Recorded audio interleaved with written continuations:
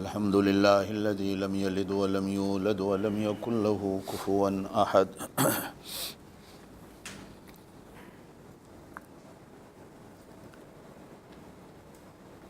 الحمد لله الذي لم يتخذ ولدا ولم يكن له شريك في الملك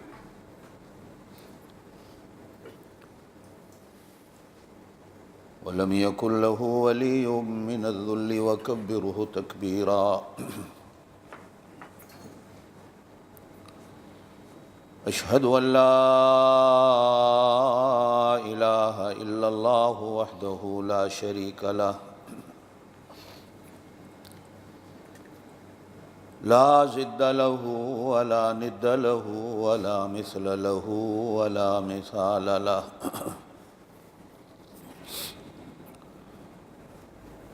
ونشهد أن سيدنا وسندنا ونبينا وشفيعنا محمدا عبده ورسوله صلى الله عليه وعلى آله وأصحابه وبارك وسلم تسليما كثيرا كثيرا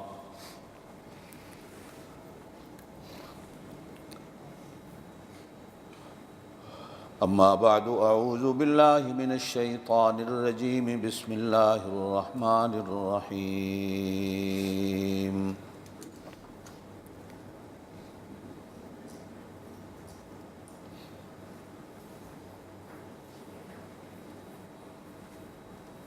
وألقيت عليك محبة مني ولتصنع على عيني وقال الله تعالى ومن الناس من يتخذ من دون الله أندادا يحبونهم كحب الله والذين آمنوا أشد حبا لله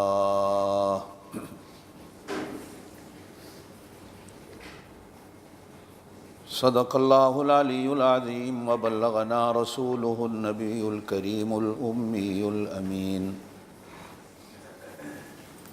ونحن على ذلك لمن الشاهدين والشاكرين والحمد لله رب العالمين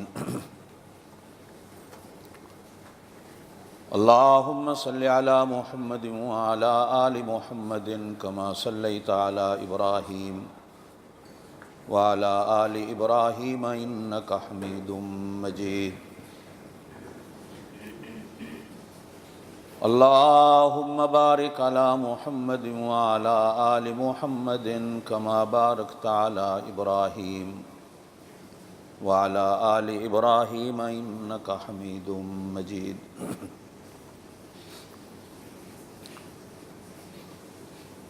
حمد و ثنا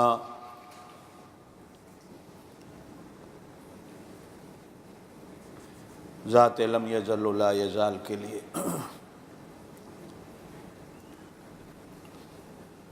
لا تعداد بے حساب درود و سلام بے مثل و بے مثال حضرت محمد الرسول اللہ صلی اللہ علیہ وآلہ آلہ وسلم کے لیے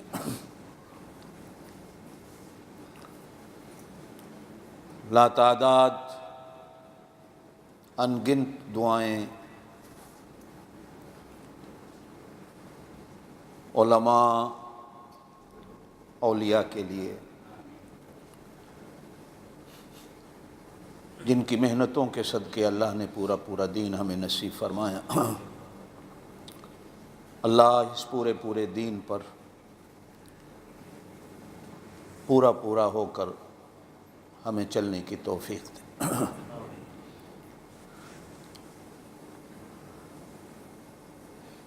اللہ رب العزت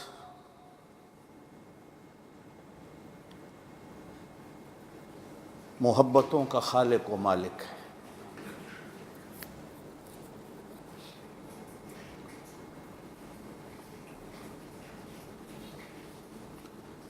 اللہ رب العزت محبتوں کا سمندر ہے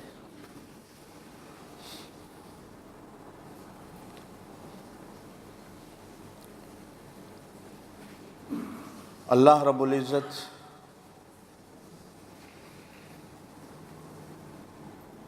جہاں اپنی ہر مخلوق سے محبت کرتے ہیں، وہ اپنی مخلوق سے اپنی محبت بھی چاہتے ہیں۔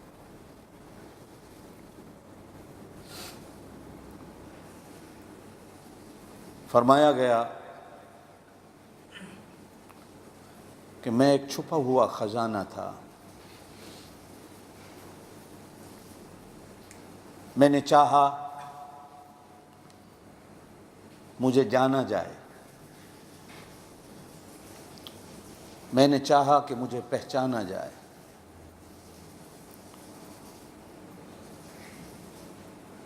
میں نے چاہا کہ لوگ مجھ سے محبت کریں،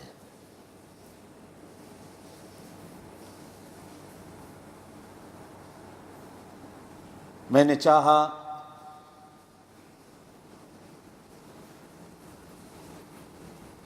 اپنی چاہت اور محبت کو پیدا کروں، لوگ مجھے جانیں، پہچانیں، مجھ سے پیار کریں۔ میں نے اپنی جان، پہچان اور محبت کے لیے انسان کو پیدا کیا، اور کہیں یوں فرمایا کہ اللہ کی مخلوق یہ اللہ کا ٹبر ہے، اللہ کا خاندان ہے، اللہ کا عیال ہے۔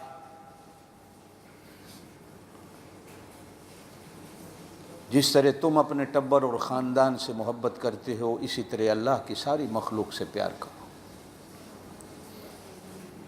کیوں کہ یہ اللہ کا ٹبر ہے، اللہ کا خاندان ہے۔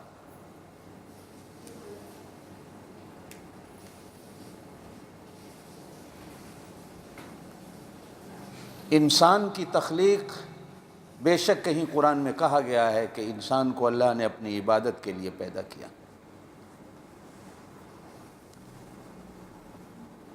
لیکن عبادت اس وقت تک عبادت نہیں آتی کہ جب تک معبود کی محبت دل میں نہ ہو۔ توجہ دیں گے تو میری بات سمجھ آئے گی۔ محبت کی کئی منزلیں ہوتی،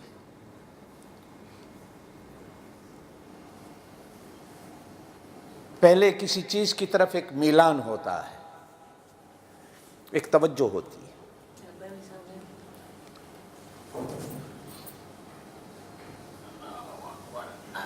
کوئی چیز ہمارے دل میں گھر کرتی ہے، ہماری آنکھوں میں آتی ہے،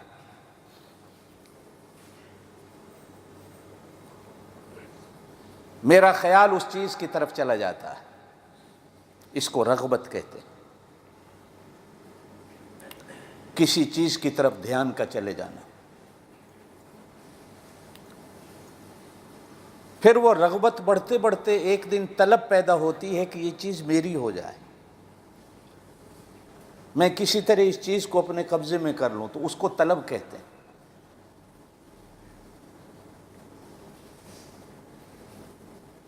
اور جب کبھی کبھی طلب اتنی بڑھتی ہے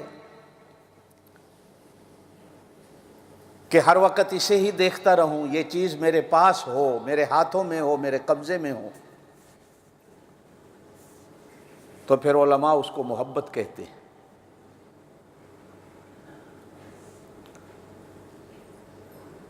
اور پھر محبت سے بھی بڑھتے بڑھتے پھر ایک اور قدم آتا ہے کہ جس کو محبت کی معراج کہا جاتا ہے۔ جیسے کسی نے کہا آقا تیری معراج کہ تو لوح و قلم تک پہنچا، آقا تیری معراج کہ تو لوح و قلم تک پہنچا، میری معراج کہ میں تیرے قدم تک پہنچا۔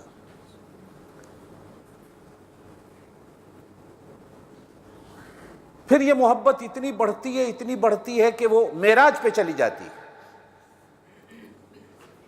یہ انتہائی منزل ہوتی ہے۔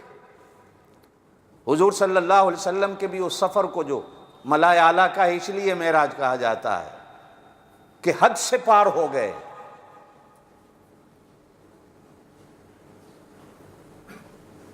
حد سے پار ہو جانا۔ میں اگر آپ سے پوچھوں کہ محبت کی معراج کیا ہوتی ہے، تو میرا خیال ہے آپ اس کا ترجمہ نہیں کر سکیں گے. کوئی کچھ کہے گا، کوئی کچھ کہے گا، کوئی کچھ کہے گا. لیکن اگر بزرگوں کے ملفوظات پہ جاؤں تو کہا جاتا ہے کہ محبت جب بڑھتی ہے پھر ایک منزل ایسی آتی ہے کہ دل کرتا ہے کہ اپنا سر میں محبوب کے قدموں میں رکھ دوں، اسی کو ہی اپنا معبود بنا لوں، اس کی پوجا کرنا شروع کر دوں. اور بعض اردو کے شعراء نے، فارسی اور عربی کے شعراء نے بھی اپنے محبوبوں کو اپنا معبود بنایا. یہ پتھروں کی پوجا کرنے والا، مورتیوں کی پوجا کرنے والا بھی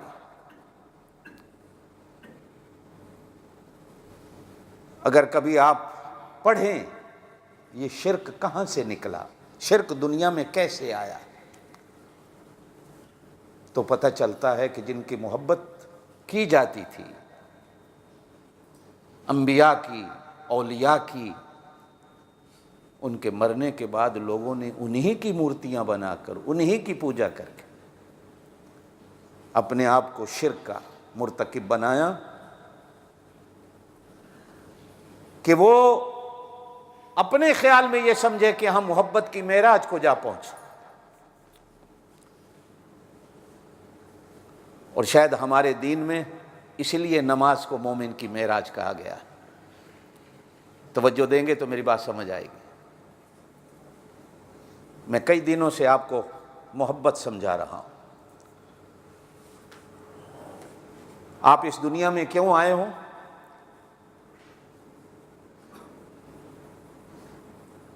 شاید میں نے پہلے ایک دفعہ کہا تھا، یاد ہوگا، کہ ہم میں سے کوئی ایسا نہیں جو آتے وقت رویا نہ ہو. ہم سب روتے ہوئے آتے ہیں، لیکن ہمارے اس رونے میں اتنی محبت ہوتی ہے کہ گھر والے ہمارے رونے پہ ہنس رہے ہوتے ہیں. وہ مٹھائیاں بانٹتے ہیں، صدقات کرتے ہیں، خیرات کرتے ہیں.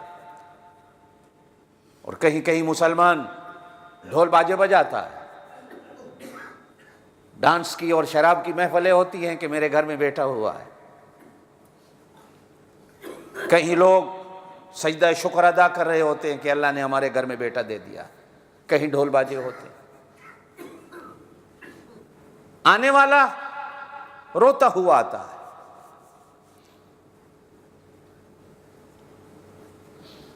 لیکن دنیا کو ہنسا رہا ہوتا ہے، معلوم ہوتا ہے کہ وہ محبت کا پیغام لاتا ہے. اس کے رونے ہی میں محبت کا پیغام ہوتا ہے.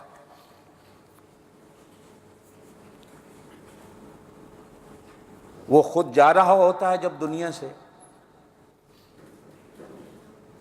تو جو اس کے آنے پر ہنس رہے تھے اب وہ رو رہے ہوتے ہیں، یہ ہنس رہا ہوتا ہے. ہمارے ہاں عام طور پر مثال مشہور ہے کہ جب کسی میت کا منہ دیکھتے ہیں، چہرہ دیکھتے ہیں، اللہ والا کو مرتا ہے تو لوگ کہتے ہیں یار ایسے پڑا ہوا ہے جیسے ہنس رہا ہو. اور ایسی کئی مثالیں ہوتی ہیں کہ اطمینان سے جو جاتا ہے اللہ پاک مرنے کے بعد بھی اس کے چہرے پہ رونق اور ہنسی ڈال دیتا ہے. اور دیکھنے والا ہر کوئی کہہ رہا ہوتا ہے یار ایسے پڑا ہے چارپائی پر جیسے ہنس رہا ہے.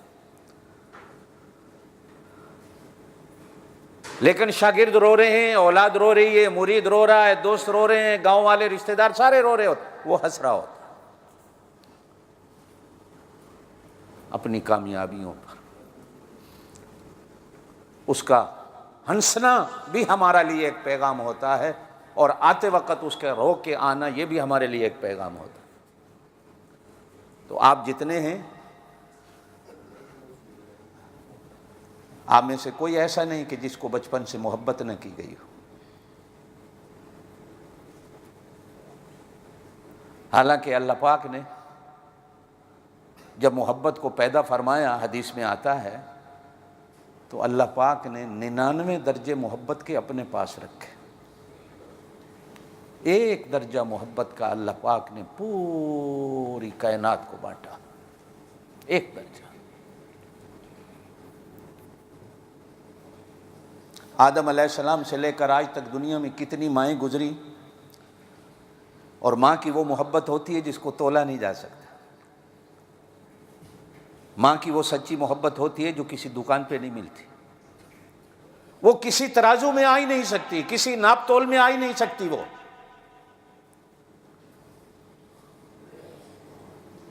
صرف انسانوں کی نہیں, جانوروں کو بھی.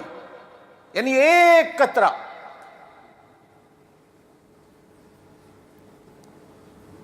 بھینس بھی بچہ دیتی ہے نا, تو جب وہ پیدا ہوتا ہے وہ بھی اس کو چاٹ رہی ہوتی ہے. بکری بھی بچہ دیتی ہے, وہ بھی چاٹ رہی ہوتی ہے. جسے آپ اور میں خونخوار درندہ چیتا یا شیر کہتے ہیں, جب اس کے گھر میں بھی بچہ ہوتا ہے تو ممتا اس کو بھی چاٹ رہی ہوتی ہے.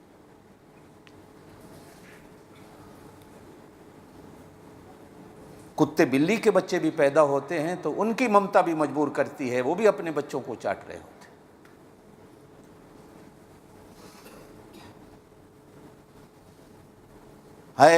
مرغی بچے دیتی ہے, جب اپنے بچوں کو لے کے چلتی ہے تو کوئی بلی, کوئی کوا, کوئی چیل اس کے بچوں کو اپنے منہ میں لینا چاہے تو پہلے تو اپنے پروں کے نیچے چھپاتی ہے. یہ کس نے سکھایا ہوتا ہے اس کو؟ اور کبھی کبھی تو ایسی مرغیوں کو بھی دیکھا ہے جو چیل پہ جھپٹ پڑتی ہیں, بلی پہ جھپٹ پڑتی ہیں. کتیا کے چھوٹے بچوں کو بھی آپ جا کر ہاتھ لگاؤ, آپ پر جھپٹ پڑے گی وہ. حالانکہ اللہ پاک نے ایک قطرہ محبت کا سب کو دیا ہے, کروڑواں ارباں کھربوں حصہ ملتا ہے ایک کو جا کر, لیکن اتنی محبت ہوتی.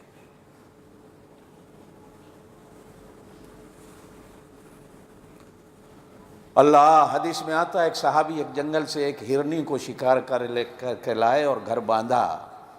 حضور صلی اللہ علیہ وسلم کا اتفاقاً گزر ہوا تو ہرنی حضور کو دیکھ کر رونے لگ گئی. پیغمبر دو جہاں صلی اللہ علیہ وسلم نے رحمت کے ہاتھ جا کر اس کی پیٹھ پہ پھیرے, شکایت پوچھی تو وہ اپنی زبان میں بولی, اپنے 2 چھوٹے چھوٹے بچوں کو جنگل میں چھوڑ کے آئی ہوں اور ان کے دودھ پلانے کا وقت ہے, نہ جانے وہ کیسے بیچارے رو رہے ہوں, اور یہ مجھے پکڑ کے لایا ہے. تو آپ صلی اللہ علیہ وسلم نے فرمایا, تیرے شکار کی تو اجازت ہے, میں کیا کروں؟ کہا کہ آپ میری ضمانت دے دے, میں جنگل میں جا کر اپنے بچوں کو دودھ پلا کر اسی طرح واپس چلی آؤں.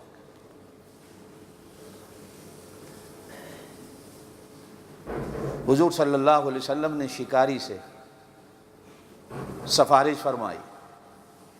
اس نے کہا جی آپ کے کہنے پہ چھوڑ دیتا ہوں. گئی, جنگل میں جا کر اپنے بچوں کو دودھ پلا کر واپس اسی قلعے پہ آ کے کھڑی ہو جاتی ہے, اب میرا شکار تمہارے لیے جائز ہے, کھاؤ جو مرضی کرو.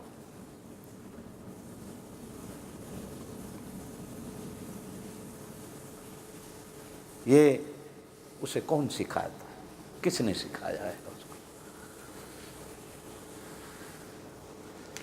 یہ ایک حصہ ہے, اس کا بھی کروڑواں درجہ ہے, ارباں کھربوں درجہ ہے جو اللہ پاک جانوروں کو بھی دیتا ہے اور انسانوں کو بھی دیتا ہے.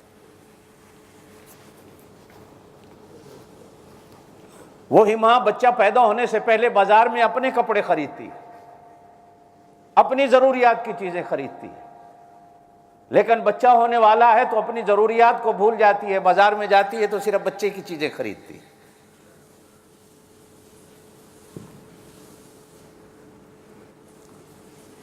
وہ روتا ہے تو یہ روتی ہے, وہ بیمار ہوتا ہے تو یہ بیمار ہوتی ہے, وہ سوتا ہے تو یہ سوتی ہے, وہ کھاتا ہے تو یہ کھاتی ہے, وہ پیتا ہے تو یہ پیتی ہے. 24 گھنٹے کی ڈیوٹی ہے. یہ بھی نہیں کہ 8 گھنٹے بعد چھٹی ہو جائے گی, 10 گھنٹے بعد چھٹی ہو جائے گی.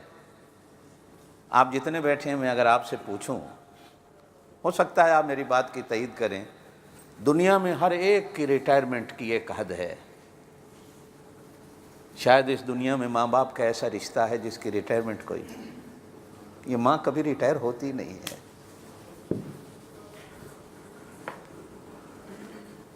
آپ نے زندگی میں کبھی سنا ہے کہ ماں اپنی اولاد کی خدمت سے ریٹائر ہو گئی؟ کبھی نہیں. آپ بچوں والے بھی ہو جائیں تو اس کے لیے بچے ہی ہیں.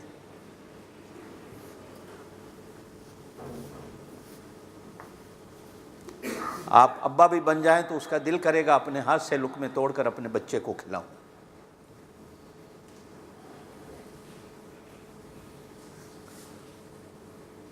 ہر نوکر کی 8 گھنٹے ڈیوٹی ہے، 10 گھنٹے، دنیا کا قانون ہے۔ 8 گھنٹے سے زیادہ کام لو گے تو اوور ٹائم ہو۔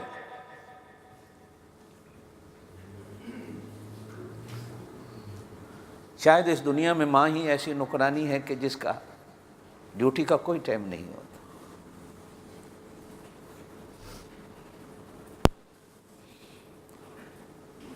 آپ صلی اللہ علیہ وسلم صحابہ کے ساتھ سفر پہ جا رہے تھے، ایک اماں روٹیاں پکا رہی تھی تندور پہ کھڑی ہوئی۔ توجہ سے میری بات سنیے، میں کئی دنوں سے آپ کو یہی ایک سبق دے رہا ہوں میرے دوست۔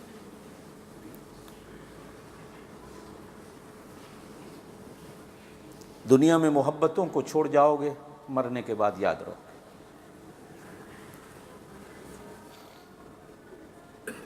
ابو جہل نے اور یزید نے دنیا میں نفرتوں کو چھوڑا ہے، ان کا نام لینے کو کوئی تیار نہیں ہوتا۔ ابو بکر صدیق نے اور حسین نے دنیا میں محبتوں کو چھوڑا ہے، ہر کوئی اپنے بچے کا نام رکھتا ہے۔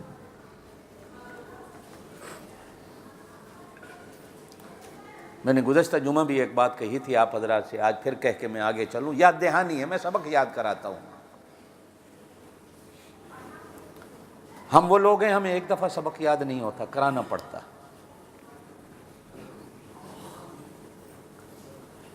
اچھا، سبق یاد کرنے والے بھی کچھ ایسے ہوتے ہیں جو رٹ رٹ کے یاد کرتے ہیں،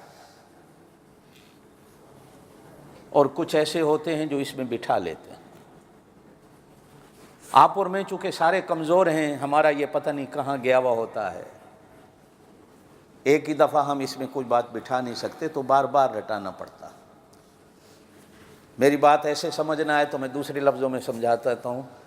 سورہ رحمان میں اللہ پاک نے کتنی دفعہ کہا ہے فَبِأَيِّ آلَاءِ رَبِّكُمَا، وہ ایک ہی دفعہ کہہ دیتا میری کون کون سی نعمتوں کو جھٹلاؤ گے؟ بہت تھا۔ ہم خود اللہ کی نعمتوں کو گنتے کتنی ہیں؟ بچپن سے لے کر موت تک، اور موت کے بعد اگلے جہان تک، اور پھر آگے تک 1000 بار بھی پیدا ہوتے، 1000 بار بھی ختم ہو جاتے تو اس کی نعمتوں کو ہم نہیں گن سکتے تھے، لیکن پھر بھی وہ ہماری یاد دہانی کے لیے بار بار کہتا ہے فَبِأَيِّ آلَاءِ رَبِّكُمَا تُكَذِّبَانِ، فَبِأَيِّ آلَاءِ رَبِّكُمَا تُكَذِّبَانِ۔ اپنے رب کی کون کون سی نعمتوں کو جھٹلاؤ؟ اچھا، بعض دفعہ بڑی عجیب بات ہے، کُلُّ مَنْ عَلَيْهَا فان، ہر شے فانی ہے، وَيَبْقَى وَجْهُ رَبِّكَ ذُو الْجَلَالِ وَالْإِكْرَامِ، تیرے رب کا نام ہی باقی رہنا ہے۔ پھر کہا فَبِأَيِّ آلَاءِ رَبِّكُمَا تُكَذِّبَانِ۔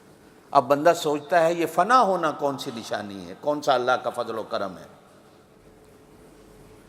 کہ اس کے بعد بھی کہا جا رہا ہے فَبِأَيِّ، اپنے رب کی کون کون سی نعمتوں کو جھٹلاؤ گے؟ یہ فنا ہونا بھی کوئی نعمت ہے؟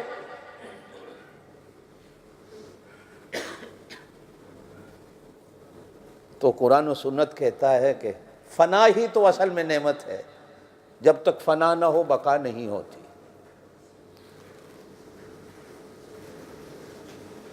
آپ سارے زندہ بیٹھے ہو، زندہ ہو، بولو، زندہ بیٹھے ہو، آپ کو زندگی کا پتہ ہی نہیں چلے گا جب تک موت نہ ہوتی۔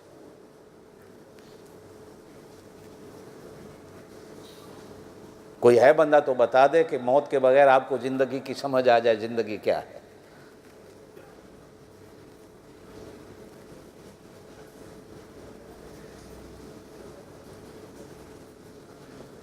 اللہ، جب تک کینچی نہ چلے سوٹ نہیں بنتا۔ کوئی بیٹھا ہے درزی تو بتا دے کہ میں کینچی اور سوئی دھاگے کے بغیر سوٹ سیل لیتا ہوں۔ یہ سونے کے زیور ایسے ہی بن جاتے ہیں، جب تک ہتھوڑیاں نہ لگیں، جب تک آری نہ چلے، جب تک آگ کے سامنے نہ رکھا جائے، زیور ایسے ہی بن جاتا ہے۔ سونے کو بھٹی کی نظر ہونا پڑتا ہے، کپڑے کو کینچی کی نظر ہونا پڑتا ہے۔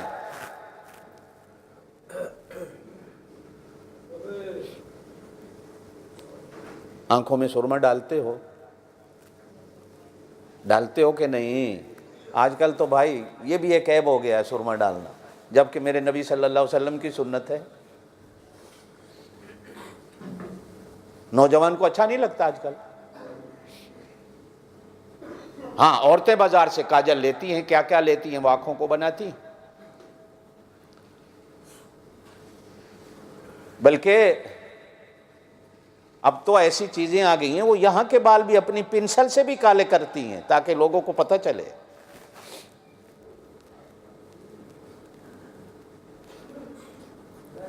سنت ہے نبی کی۔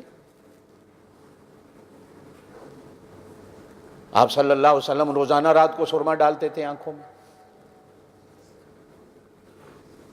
اب جو ڈالنے والا بندہ ہے اگر وہ سمجھے کہ سرما بنتا کیسے ہے، یہ جو روٹی کھاتے ہو ایسی بن جاتی ہے، گندم کہاں پستی ہے، آٹا کہاں بنتا ہے، چکی کے پانٹوں کے نیچے دانا آتا ہے پھر جا کر وہ پستا ہے۔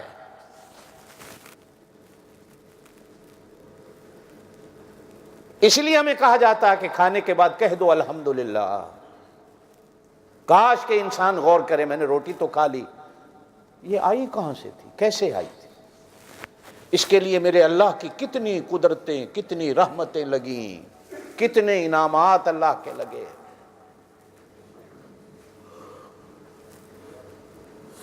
جس چولہے پہ پکی ہوگی گیس کہاں سے آئی، جس توے پہ پکی لوہا کہاں سے آیا، کس فیکٹری میں بنا، کس نے بنایا۔ یہ جو آٹا جس برتن میں گوندا گیا، برتن کہاں بنا، کہاں سے آیا، بنانے والا کون تھا، پانی ڈالا گیا کہاں سے آیا، کس نے محنتیں کی، کس نے پیپ بچھائے، کس نے ٹوٹیاں لگائیں، کس نے نل لگائے، کس نے موٹر بنائی۔ پھر جس چکی میں اسے پیسا گیا، کہاں کی بجلی، کہاں کے انجن، کہاں کے پیٹرول، کہاں کے ڈیزل، کہاں کی گیس۔ پھر وہ گندم جس تھریشر پہ صاف کی گئی وہ کہاں بنی، کس نے بنائی، کتنا لوہا لگا، ہوائیں چلیں، مزدور لگے، بندے لگے، پھر کاٹا گیا، کہاں سے وہ داتریاں بنی، کیسے کاٹے گئے، کیسے موسم آیا، کیسے دھوپ نکلی، کیسے چھاؤں میرے اللہ نے بنائی۔ پھر یہ درخت، یہ گندم کا بوٹا، زمین کے اندر کس نے بیج ڈالا، بیج کہاں سے آیا، کس نے ہل چلایا، ٹریکٹر چلے، بیل کہاں سے آئے، کس نے پیدا کیے، ٹریکٹر کہاں سے آیا، اس کا انجن کس نے بنایا، لوہا کہاں سے آیا۔ پھر دریا، ندی، نالے، ٹیوبل، پانی کہاں سے آیا، کیسے چلا۔ صرف ایک روٹی کھانے پر اگر آپ غور کر لو تو فَبِأَيِّ آلَاءِ رَبِّكُمَا تُكَذِّبَانِ، اپنے رب کی کون کون سی نعمتوں کو جھٹلاؤ گے، تو بندہ صرف روٹی کو سامنے رکھ کے بیٹھا رہے کہ یہ بنی کیسے ہے۔ فنا ہوتی ہے تو بقا ہوتی ہے۔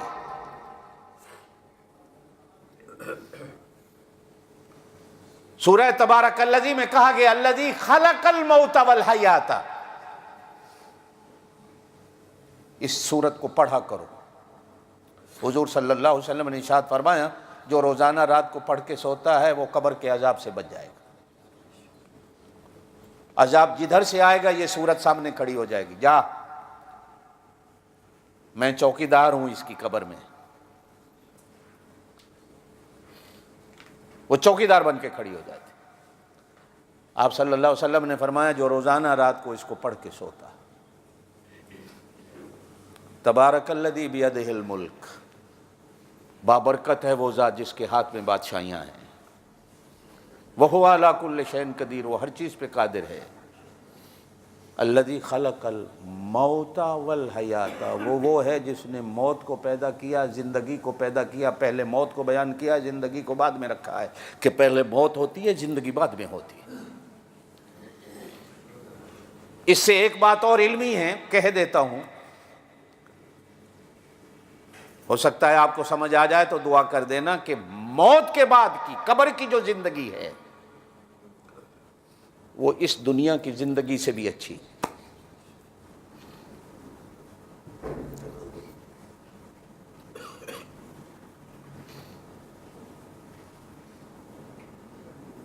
ایک بڑی عجیب حدیث ہے. جب جنگ بدر ہوئی تو بڑے بڑے مشرکین کے سردار مارے گئے.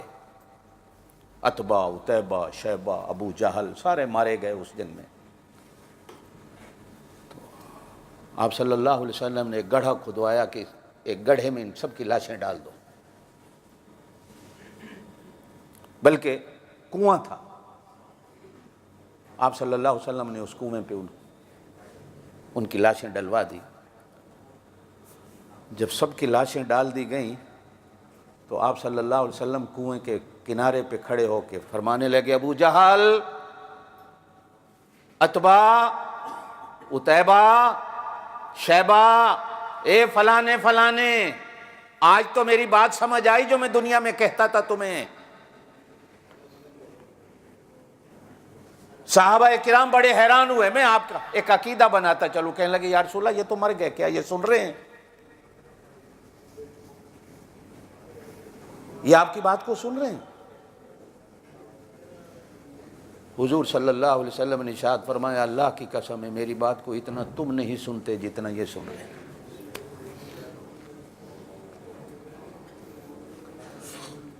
معلوم ہوتا ہے کہ مرنے کے بعد کافر ہو یا مسلمان جتنا موت کے بعد سنتا ہے زندگی میں بھی اتنا نہیں سنتا. اس لیے کہ ڈورے تو یہاں ہوتے ہیں، ہم قبر میں تو ڈورا کوئی نہیں ہوگا. کتنے لوگ ہوتے ہیں جو کان ان کے بند ہوتے ہیں. اور آج کل تو ہم میں سے کتنے نوجوان ہیں جو خود کانوں کو بند کر کے پھر رہے ہوتے ہیں. یہ کیا موبائل فون آ گئے ہیں. ہمارے ایک بزرگ فرمایا کرتے تھے یہ سیل فون ہے یا ہیل فون ہے.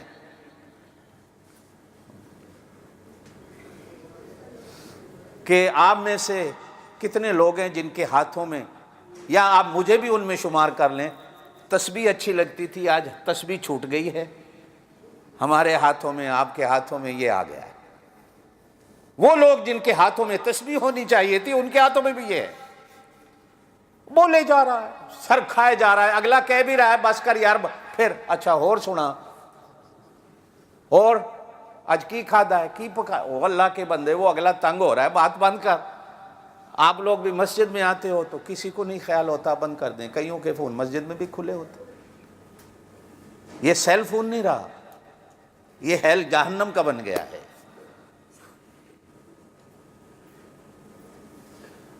وہ کانوں میں ڈال لیتے ہیں. اب اکیلا جا رہا ہوتا ہے، بول رہا ہوتا ہے، معلوم ہوتا ہے کوئی بے وقوف ہے، چلتا چلتا اکیلا بولتے جا رہا ہے.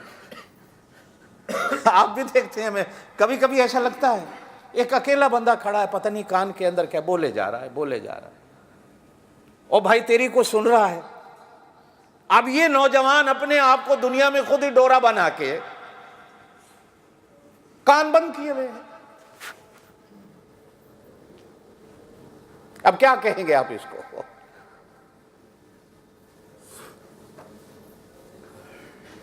قبر میں تو ڈورا کوئی نہیں ہوگا. السلام علیکم یا اہل القبور، یہ تو ہمیں سبق دیا گیا ہے. دنیا میں ہو سکتا ہے تمہارا سلام کوئی نہ سنے، اتنا بزی، اتنا مصروف، اتنا مشغول. وہ کیا کہتے ہیں جو کانوں میں لگاتے ہیں موبائل والے؟ جی، ہینڈ فری. حالانکہ ہینڈ تو یہ تھا، کان بند کر کے ہینڈ فری کر دو. اللہ کہتے ہیں کہ اسے فری نہ کرو، ایسے رکھو.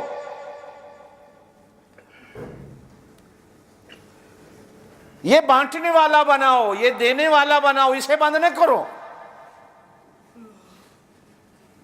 وقالت اليہود ید اللہ مغلولہ، یہودی کہنے لگے اللہ کے ہاتھ بند ہو گئے. غلت ایدیہم، ان کے ہاتھ بند ہیں، اللہ کا ہاتھ بند نہیں۔ وَلُعِنُوا بِمَا قَالُوا، لعنت ہو ان پر جو کچھ یہ کہہ رہے ہیں۔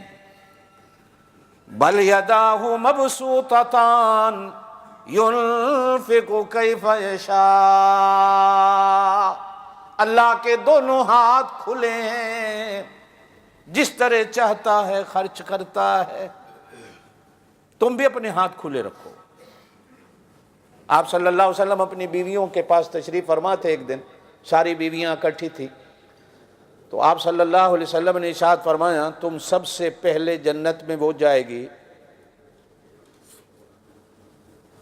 جس کے ہاتھ بڑے ہوں گے، جس کے، زور سے بولو، جس کے، اور وہ سب اپنے اپنے ہاتھ ناپنے لگی ایک دوسرے کے ساتھ، آؤ ناپو کس کا ہاتھ بڑا ہے۔ پاک نبی صلی اللہ علیہ وسلم ہنس رہے تھے ان کو دیکھ دیکھ۔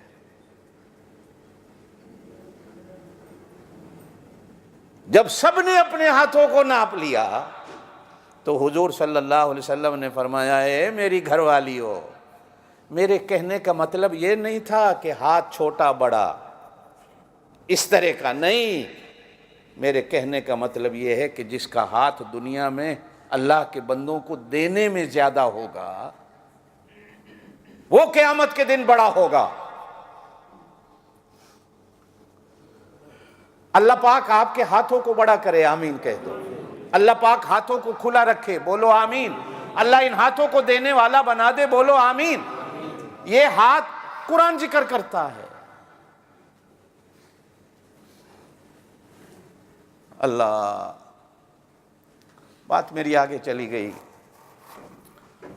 اللہ سمجھ کی توفیق دے، آمین کہہ دو، آمین کہہ دو۔ لیکن جب ہم قبروں میں جائیں گے نا تو ہم ڈورے نہیں رہیں گے۔ جو یہاں ڈورا تھا وہاں بھی سلامت ہو جائے گا، جو یہاں گنگا تھا وہ وہاں بھی سلامت ہو جائے گا، جو یہاں اندھا تھا وہاں بھی سلامت ہو جائے گا، جو یہاں لولا لنگڑا تھا قبر میں سلامت ہو جائے گا۔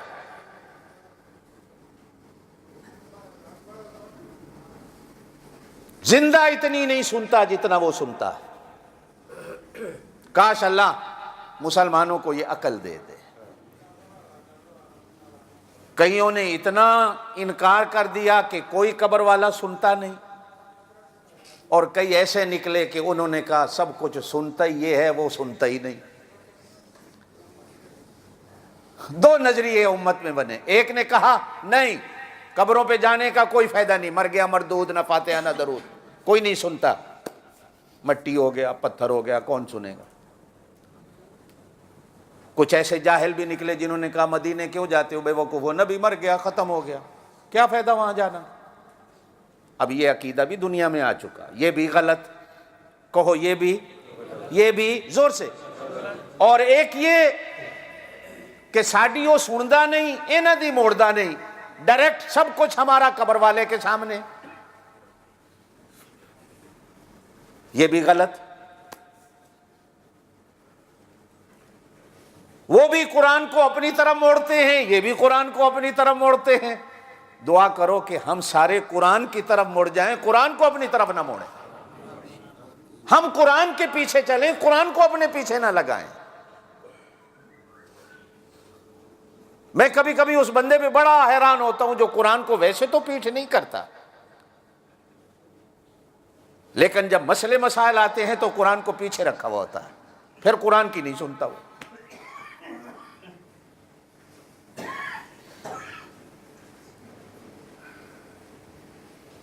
اللہ تعالی ہمارے ہاتھوں کو بھی کھولے، ہمارے کانوں کو بھی کھولے، آمین کہے۔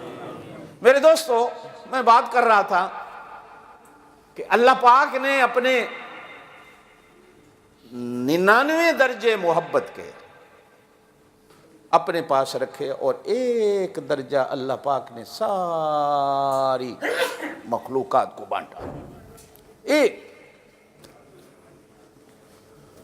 اب ان میں آدم علیہ السلام سے لے کر آج تک اور قیامت تک آنے والی ماؤں کو گن لو، مائیں کتنی ہیں۔ اب ایک ماں کے حصے میں اس ایک حصے کا کتنا کروڑواں درجہ آتا ہوگا، لیکن ماں وہ انسان کی ہو یا جانور کی ہو، اپنی اولاد سے کتنی محبت کرتی ہے۔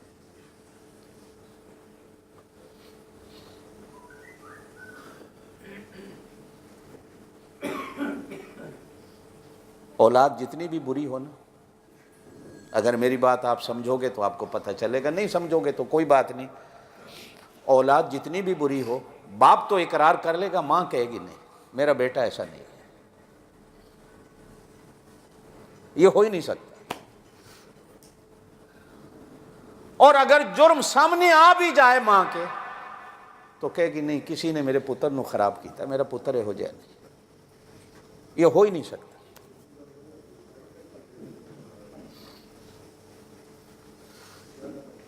کتا ہو، بلی ہو، ایک حدیث میں آتا ہے چڑیا نے بچے دیے ہوئے تھے گھونسلے میں، ایک نوجوان کو صحابی پاس سے گزرا، چو چو کی آواز سنی تو اس نے بچے اٹھا لیے، اب ہاتھ میں لے کے جا رہا، اب پیچھے سے ماں آئی، اس نے گھونسلے میں بچے نہیں دیکھے، چیخنے چلانے لگی جیسے عادت ہوتی ہے چڑیا کی، تو ڈھونڈتے ڈھونڈتے اس بندے کو ڈھونڈ لیا جو ہتھیلی میں لے کے جا رہا تھا۔ اب یہ کبھی اس کے سر کے اوپر سے ادھر چکر لگاتی ہے، کبھی ادھر چکر لگاتی ہے، کبھی ادھر چکر لگاتی ہے۔ راستے میں حضور صلی اللہ علیہ وسلم سے ملاقات ہو گئی۔ اللہ زور سے کہہ دو صلی اللہ علیہ وسلم۔ ربیع الاول کا مہینہ ہے، جھنڈیاں لگانے والوں، حلوے کھانے اور بانٹنے والوں، کاش کاش نبی کی ان تعلیمات پہ بھی عمل ہو جائے، آمین کہہ۔ پچھلے دنوں انڈیا میں ایک جنازہ ہوا،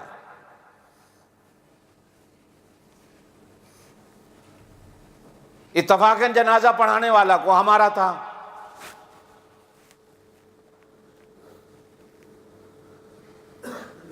دوسرے مولوی صاحب نے جو دیکھا اس نے فتویٰ لگا دیا، جس نے اس کے پیچھے نماز جنازہ پڑھی ان کے نکاح بھی ٹوٹ گئے، وہ کافر ہو گئے، اب سارے دوبارہ کلمہ پڑھو۔ دیوبند کے عالم سے جنازہ پڑھا لیا،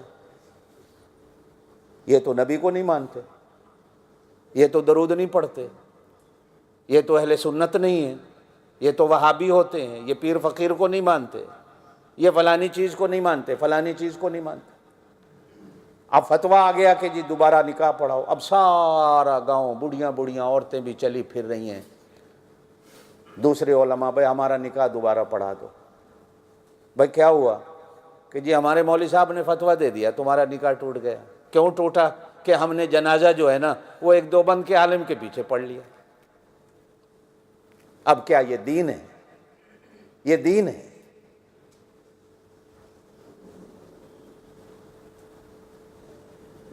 ہمارے سے مسافہ کر لو تو نکاح ٹوٹ جائے گا، نکاح بھی اتنے کچے ہو گئے۔ کلمہ دوبارہ پڑھو، کافر ہو گئے ہو، مسلمان نہیں رہے ہو۔ یہ آپ جتنے میرے پیچھے نماز پڑھنے آتے ہیں، فتویٰ ہے کہ میرے پیچھے نماز ہی نہیں ہوتی، جو یہاں جمعہ پڑھنے آتے ہو سب کے نکاح ٹوٹے ہوئے ہیں۔ کیا ہے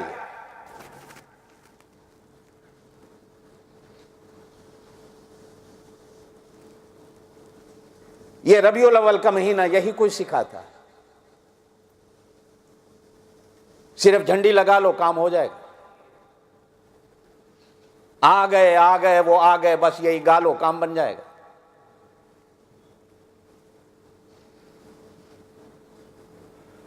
کلمہ پڑھو، لا الہ الا اللہ محمد، آپ میرے کلمے کے گواہ ہو گئے، میں آپ کے کلمے جانتے ہو۔ یہ ہم جو کہتے ہیں کلمہ پڑھنے سے بندہ مسلمان ہو جاتا ہے، کتنی شرطیں ہیں کلمہ پڑھنے کی۔ ایسے تھوڑا ہی ہے کہ جو کلمہ پڑھے گا وہ مسلمان ہو جائے۔ کاش یہ چھوٹی چھوٹی چیزیں سمجھا کرو۔ پہلی شرط یہ صرف لکھی ہوئی عبارت نہ پڑھے، اس کو سمجھے میں کیا کہہ رہا ہوں۔ ہاں پہلی شرط ہے کہ کلمہ پڑھتے وقت سمجھے۔ کیوں؟ کہ یہ ایک عہد ہے، ایک وعدہ ہے جو میں اللہ سے کر رہا ہوں۔ جو گزشتہ جمعہ میں نے کہا تھا کلمہ پڑھنے سے ایک لحظے میں 100 سال کے گناہ معاف ہو جائے، ایسے ہی ہو جاتے ہیں۔ آپ کو سکھ بھی سنا دیتا ہے کلمہ، ہندو بھی سنا دیتا ہے، کئی آپ کے دوست چینے ہوں گے، ان کو بھی آپ نے کلمہ یاد کرا دیا۔ کیا اس طرح پڑھنے سے بندہ مسلمان ہو جاتا ہے؟ سکھ بھی آ کر آپ کو سلام علیکم کہتا ہے، ہندو بھی کہتا ہے، کیا یہ مسلمان ہو جاتا ہے؟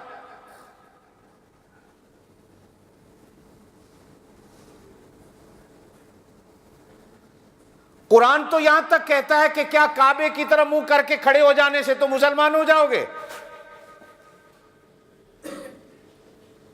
نہیں میرے دوستو، کلمہ ایک عہد ہے۔ آپ بھی جانتے ہو نا، جب کسی کاغذ کو آپ کے سامنے پیش کیا جائے، جی دستخط کر دو، تو سیانے کہتے ہیں پہلے پڑھ تو لو، پہلے سمجھ تو لو لکھا کیا ہے۔ اگر آپ نے ان پڑھی میں نہ سمجھی میں سائن کر دیے تو کیا پتا آپ کے گھر کا پلاٹ ہو، مکان ہو، کوئی اور لے گیا آپ سے سائن کرا کے، آپ سمجھے نہیں کیا لکھا ہوا ہے۔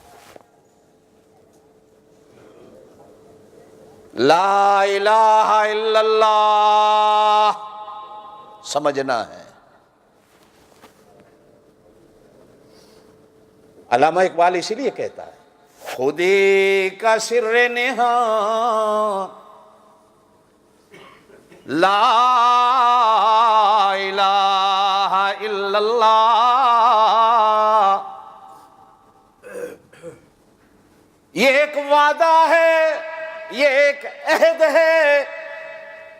جب تو کہتا ہے نا لا الہ الا اللہ، اللہ سے کہتا اللہ تو گواہ ہو جا، آج کے بعد میں تیرا تو میرا، اور کوئی نہیں، اور کوئی نہیں، جو کچھ ہو گیا ہو گیا۔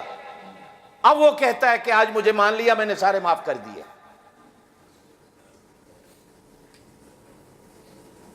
حضرت معاذ سے روایت ہے دوسری، حضور صلی اللہ علیہ وسلم نے ارشاد فرمایا، ایک تو سمجھ کے پڑھنا ہے، دوسرا اس کے اندر سے پڑھنا ہے، اس کے اندر سے، اس کے اندر سے پڑھنا ہے۔ صرف یہ اکیلی نہیں، اقرار باللسان، آگے کیا ہے؟ اقرار باللسان و تصدیق۔ تصدیق کیا ہوتی؟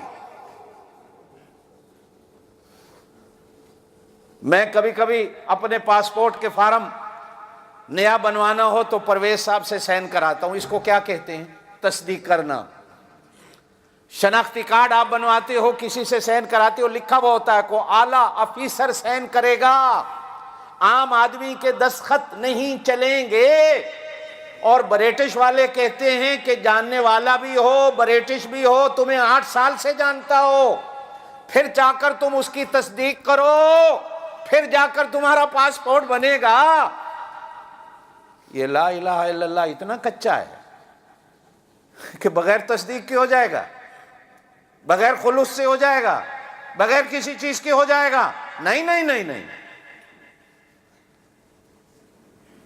صحابی نے عرض کیا اللہ کے رسول، وہ تصدیق خلوص کیا ہوتا ہے؟ توجہ ہے؟ توجہ ہے؟ وہ خلوص کیا ہوتا ہے؟ وہ تصدیق کیا ہوتی؟ ہائے، صحابہ بھی بڑے عجیب تھے، ایک ایک بات ہمارے لیے پوچھتے تھے، خود کو تو پتا ہوتا تھا، ہمارے لیے پوچھتے تھے۔ توجہ دیں تو میری بات آپ سمجھیں گے۔ ایک آدمی آتا ہے گاؤں سے، مسجد نبی کے باہر اپنا اونٹ بٹھاتا ہے۔ توجہ، حدیث میں لفظ ہے گاؤں کا، اعرابی تھا، گاؤں کا بندہ تھا۔ آ کر صحابہ کرام سے پوچھتا ہے تم میں سے محمد کون ہیں؟ زور سے کہو صلی اللہ علیہ وسلم، زور سے کہہ دو۔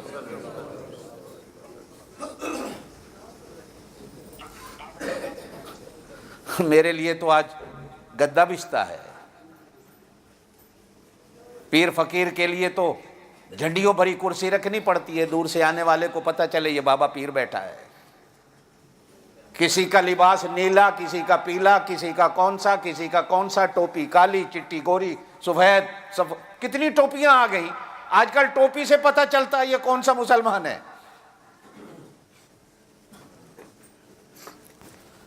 پگڑی سے پتہ چلتا ہے یہ کون سا مسلمان ہے۔ اب تو پوچھنے کی ضرورت بھی نہیں رہی کہ تم شیعہ مسلمان ہو، سنی مسلمان ہو، وہابی مسلمان ہو۔ پگڑی دیکھ لو، ٹوپی دیکھ لو، کپڑے دیکھ لو، پتہ چل جائے گا کون سا مسلمان ہے۔ آیا اونٹ بٹھاتا ہے، آ کر صحابہ سے پوچھتا ہے نبی کون ہے؟ کہہ دو صلی اللہ علیہ وسلم۔ میرے پاک نبی صلی اللہ علیہ وسلم نے اپنے صحابہ میں اپنے آپ کو ایسا مٹا کے بنا کے رکھا ہوا تھا کہ آنے والا پوچھتا تھا نبی کون ہے، شاگرد کون ہے۔ یہ اس طرح کی پیری فقیری تو تھی نہیں کہ نبی پیر تھے صحابہ مرید تھے پیر اور مرید، بلکہ میں تو کہا کرتا ہوں اپنا ایمان کہ نبی سے بڑا تو پیر ہی کوئی نہیں، صحابہ سے بڑے تو مرید ہی کوئی نہیں، نہ ایسا کوئی پیر ملتا ہے نہ کوئی ایسے مرید ملتے، لیکن اپنے آپ کو ایسا رکھا ہے۔ آپ آئے، صحابہ اٹھ گئے، حضور نے فرمایا بیٹھ جاؤ، مجھے اچھا نہیں لگتا میرے آنے پہ کھڑے ہو جاؤ، مجھے پسند نہیں ہے۔ یہ تو دنیا کے بادشاہوں کا طریقہ ہے، یہ میرے دین کا طریقہ نہیں ہے۔ صحابہ کبھی نہیں اٹھے پھر، اس لیے کہ حضور نے روک دیا، ہم نے تو نبی کی بات پہ عمل کرنا۔ آج مسلمان لڑ رہا ہے درود کھڑے ہو کے پڑھنا ہے کہ بیٹھ کے پڑھنا، ہم اس پہ لڑ رہے ہیں۔ نبی تو چاہتے نہیں کہ میرے آنے پر کوئی کھڑا ہو جائے۔ ہاں کبھی کبھی ایسا بھی ہوا ہے کہ حضرت سعد تشریف لائے، توجہ دیجیے گا، میں سمجھانا چاہتا ہوں، ایمان بناؤں۔ حضور نے فرمایا کھڑے ہو جاؤ۔ اس کے آنے پر، حضرت سعد بن معاذ کے آنے پر حضور نے فرمایا کھڑے ہو جاؤ۔ صحابہ کھڑے ہو گئے، عرض کہ اللہ کے رسول آپ روکتے ہیں ہمیں تو، لیکن اس کے آنے پہ آپ نے ہمیں کہا کھڑا۔ فرمایا یہ قوم کا سردار ہے، یہ اپنی بستی کا بڑا ہے، یہ اپنی قوم قبیلے کا بڑا ہے۔ جب اللہ کسی کو عزت دے تو تم بھی عزت دو، لیکن میں اپنے لیے پسند نہیں کرتا کہ میں آؤں تم کھڑے ہو جاؤ۔ آ کر پوچھتا ہے کون ہے نبی؟ صحابہ نے کہا یہ ہمارے نبی ہیں، پاس بیٹھ گیا۔ مجھے کلمہ پڑھاؤ، کلمہ پڑھ لیا، مسلمان ہوتا ہے۔ اب اٹھنے لگا، کہتا ہے مجھے کو سبق دے دو۔ حضور نے فرمایا کلمہ پڑھ لیا؟ پڑھ لیا۔ سچے دل سے پڑھ لیا؟ سچے دل سے پڑھ لیا۔ سمجھ لیا؟ سمجھ لیا۔ کہا کہ اب 5 ٹائم کی نماز فرض۔ تم نے بھی کلمہ پڑھا؟ تم نے بھی پڑھا ہوا کہ نہیں؟ صرف جمعہ فرض کے باقی 5 نمازیں بھی فرض؟ زور سے زور سے۔ کتنے ہو صرف جمعہ پڑھتے ہو باقی نمازیں پڑھتے نہیں ہو میری طرح؟ کتنے ہو؟ 5 نمازیں روز فرض یا ہفتے بعد جمعہ فرض؟ روز 5 فرض۔ یہ میں خلوص کی بات کر رہا ہوں، تصدیق کیا ہے سمجھیے گا ذرا۔ حضور صلی اللہ علیہ وسلم نے فرمایا ہاں کبھی کبھی ٹائم مل جائے تو نفل بھی پڑھ لیو، نفل بھی ہوتے ہیں۔ کہنے لگا سیدھی بات ہے، نفل پڑھنے کا میرے پاس ٹائم کوئی نہیں، فرض پڑھوں گا پکی بات۔ اور حضور نے فرمایا رمضان المبارک آ جائے گے تو روزے رکھنے ہوں گے، یہ تصدیق ہے، خلوص ہے۔ کہنے لگا جی رکھوں گا، آمنا و صدقنا۔ حضور نے فرمایا کبھی کبھی نفلی روزے؟ کہا جی سیدھی بات ہے نہیں رکھوں گا، فرض رکھوں گا، یہ نفلی مجھ سے نہیں ہوتے۔ حضور ہنس پڑے، فرمایا اور آپ صلی اللہ علیہ وسلم نے فرمایا اللہ کے گھر کا حج کرنا ہوگا؟ کروں گا جی ٹھیک ہے۔ فرمایا کبھی کبھی عمرہ بھی؟ کہا جی سیدھی بات ہے یہ مجھ سے نہیں ہوتا، جو آپ نے فرض کہہ دیا کروں گا پورا، یہ گاؤں کا بندہ ہے۔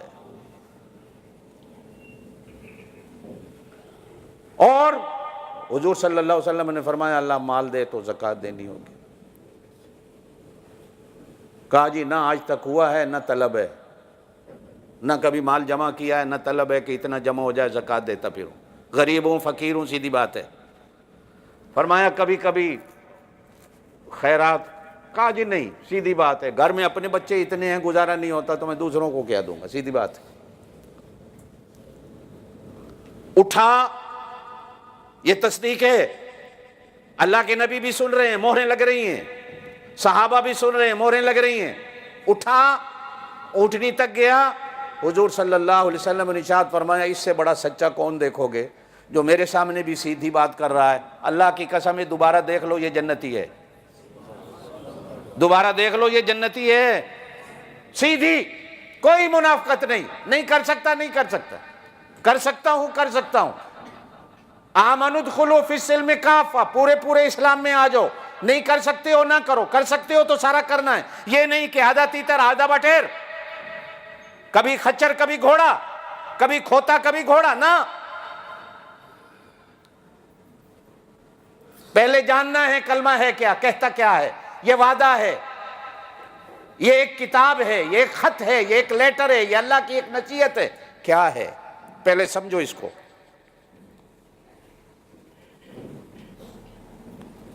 اب اسے خلوص سے پڑھنا.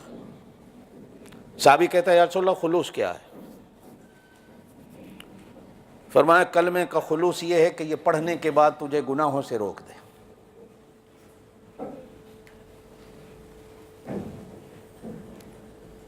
یہ میرے بھی دل پہ لگتی ہے، آپ کے دل پہ لگے گی. عجیب بات ہے. فرمایا کلمہ پڑھنے کا خلوص یہ ہے کہ کلمہ تجھے، زور سے بولو، کلمہ تجھے، اگر کلمہ پڑھنے کے بعد بھی گناہ کرتا ہے تو پھر یہ سوچے میں نے خلوص سے کلمہ نہیں پڑھا.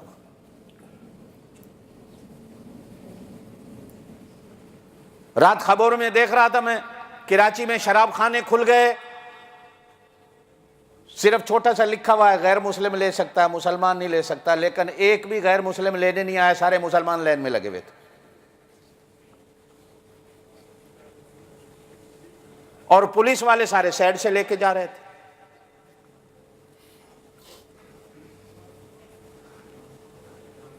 اگر کلمہ پڑھنے کے بعد بھی میری اور آپ کی یہ حالت رہے تو پھر یوں سمجھیے جو حدیث میں فرمایا گیا کون سا کلمہ پڑھنے سے بندہ مسلمان ہوتا ہے اور کون سا مسلمان ہوتا ہے. تو پھر یہ ہے کہ اگر کلمہ گناہوں سے نہیں روکتا اور میں کلمہ پڑھنے کے بعد بھی گناہوں سے نہیں رکتا. اچھا قرآن میں ایک جگہ ہے ان الصلاۃ تنہی عن الفحشاء والمنکر، بے شک نماز روکتی ہے برائی سے. قرآن میں ایک بندہ آیا، نماز جماعت کھڑی ہے لیکن وہ اکیلے پڑھ رہا ہے.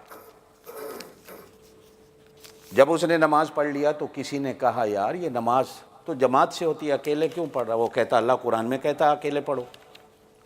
نے کہا کہاں آتا ہے کہ اللہ کہتے ہیں ان الصلاۃ تنہی، نماز وہ ہے جو اکیلے تنہا ہو.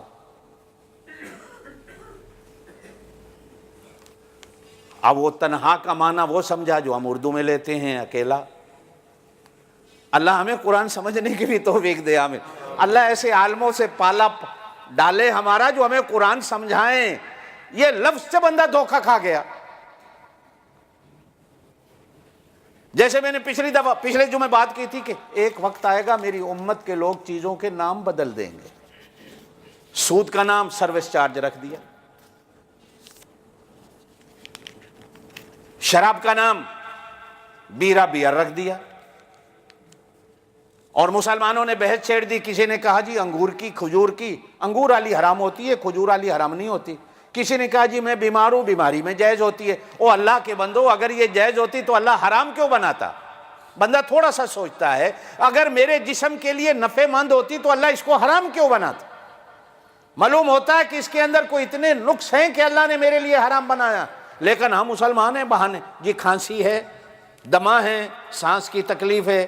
لوگ کہتے ہیں یار سویرے سویرے 2 کونٹ بیئر دے پی لے، وسکی دے پی لے کر تیری کھانسی رک جائے گی. اب یہ جناب جاتا ہے صبح، اب وہ 2 قطروں سے چلتے چلتے چلتے 2 مہینے کے بعد پوری بوتل پی جاتا ہے. یہ کیا ہے؟ بہانے بازیاں ہماری، نام بدلنے. آپ کیا بدلے؟ مولویوں نے ہر چیز بدل دی ہے. آپ اور میں کیا ہیں؟ مولویوں نے اپنی مرضی کا دین کھڑا ہوا ہے، اپنی مرضی کا ہے. محرم والے اپنی مرضی کا نکال لیتے ہیں، ربیع الاول والے اپنی مرضی کا نکال لیتے ہیں، تیسرا اپنی مرضی کا نکال لیتا ہے، چوتھا اپنی مرضی کا نکال لیتا ہے، ہر کوئی اپنی مرضی کا۔ دعا کیا کر کہ اللہ میری مرضی کو قرآن کے تابع کر دے، قرآن میری مرضی کا نہ ہو، میں بدلوں میں قرآن کو نہ بدلوں، میں بدلوں میں سنت کو نہ بدلوں، میں بدلوں میں شریعت کو نہ بدلوں۔ شریعت وہی ہے، دین وہی ہے، قرآن وہی رہنا، لیکن ہم لوگ اپنی شریعت کو بھی بدلنے میں لگے ہوئے ہیں۔ اللہ آپ کو مجھے عمل کی توفیق دے۔ وقت ہو گیا ہے۔ سبحان ربک رب العزت عما یصفون۔ ایک اعلان کرنا ہے چھوٹا سا آپ حضرات کے لیے۔